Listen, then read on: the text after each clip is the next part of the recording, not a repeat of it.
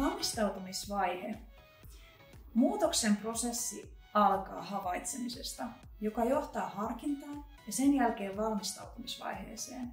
Toinen vaihe siis, valmistautumisvaihe, valmisteluvaihe, jossa päätät, että lähdet kokeilemaan muutoksen toteuttamista. Havainnollistan sinulle valmistautumisvaiheen tärkeyttä, koska mä ajattelen, että tämä on se sun muutoksen tärkein vaihe. Ajatellaan, että muutostarve on tässä uramuutos, työpaikan vaihto.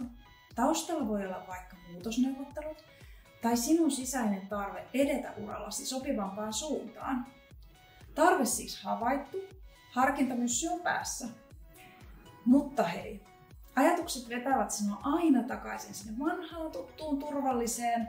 Löydät syitä, miksi se vanha työpaikka on maailman paras, ihanat työkaverit, ehkä paras palkka, mitä koskaan tulet saamaan ja niin edelleen. Ei, en muuta mitään. Päätät hetkellisesti. Ja ajatukset voi viedä huoliin. Jos en viihdy, en jaksa, en pysty, en osaa. Tässä vaiheessa sano itsellesi stop. Huoliajattelu, se on luonnollista.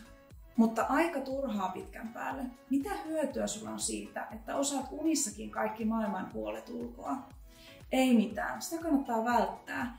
Valmistautumisvaiheessa rakennat sellaisia ajatuksia, vaihtoehtoisia polkuja vanhan polun viereen. Aivoissa neuroplastisuus tarkoittaa muun muassa sitä, että ne oppii uutta ja mukautuu uuteen.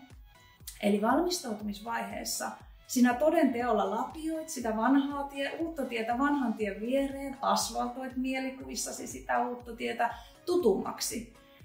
Mitään konkreettista ei vielä ole tapahtunut, mutta valmistautumisvaiheessa on semmoista haaveilua, tavoitteet, ehkä pienet mikrotavoitteet. Sillä tiivistettynä valmistautumisvaiheessa yhdistyy aikomus, käyttäytyminen ja syntyy suunnitelma.